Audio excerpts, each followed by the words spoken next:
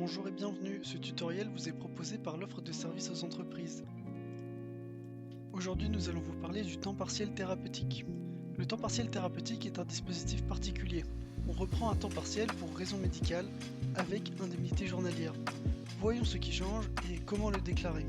Depuis le 1er avril 2025, le plafond des IJ de la sécurité sociale sont passés à 1,4 SMIC brut mensuel. Pour les IJ complémentaires, c'est selon votre contrat, soit un complément aux IJ SS, soit une déduction dans un montant global. En cas de maintien de salaire, les IJ, elles, sont versées directement à l'employeur. Depuis 2019, un temps partiel thérapeutique peut être indemnisé sans arrêt complet préalable. Depuis septembre 2022, l'IJ du temps partiel thérapeutique est calculé sur la perte de salaire, c'est-à-dire le salaire théorique temps plein, moins le salaire perçu en temps partiel thérapeutique. La déclaration se fait via DSN ou attestation. Si vous ne relevez pas du dispositif DSN, il ne faut pas utiliser l'attestation de salaire MSA, qu'elle soit en format papier ou électronique, car elle n'a pas évolué. Elle ne permet pas de déclarer le montant de la perte de salaire et les absences, contrairement à celle du régime général. Voici la procédure à suivre. Renseignez l'attestation perte de salaire transmise par la MSA, complétez-la à terme échu chaque mois en précisant la perte de salaire, les périodes de congé et la subrogation. Puis envoyez-la à la caisse MSA. Si le salarié bénéficie d'indemnités journalières complémentaires, complétez alors le deuxième feuillet adressé par la MSA et renvoyez-le avec la perte de salaire.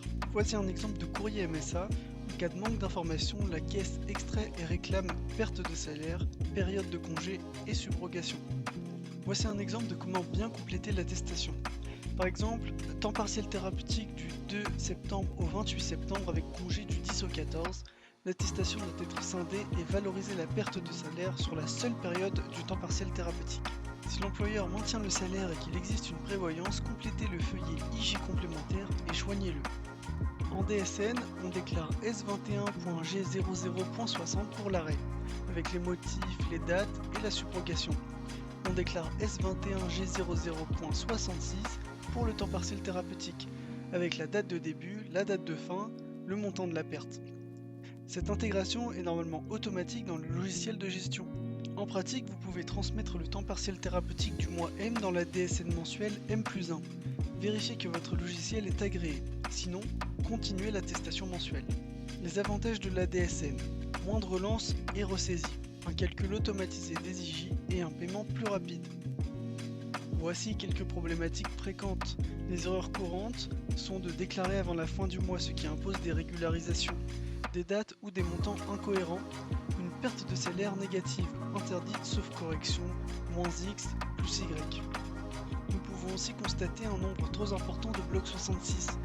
Ne découpez pas la journée, faites une période complète avec la perte totale. Bornez bien la subrogation s'il y a une alternance entre le temps partiel thérapeutique et le temps plein. Voici quelques réponses à des questions fréquentes. Oui, le nouveau calcul TPT s'applique au TPT démarrant après le 1er septembre 2022. Il n'y a pas de signalement d'arrêt, tout est en DSN mensuel. Enfin, en cas de congé, il faut scinder les périodes en 2 blocs 66. Voici quelques bonnes pratiques à mettre en place. Dans la DSN mensuelle, saisissez bien S21.G00.60 avec les types 15 à 18 selon le risque, puis S21.G00.66. Cette fois-ci, précisez bien la date de début, la date de fin et les montants. En cas d'erreur de date, vous devez faire une annule et remplace. Par ailleurs, si le montant est erroné, corrigez en différentiel ou annule et remplace, et surtout informez la MSA. Ne comptez jamais les congés comme perte de salaire. La subrogation doit être parfaitement bornée. Voici un petit cas pratique sur les IJ retenus. On compare les IJ temps complet et les IJ temps partiel thérapeutique, et on retient la plus basse.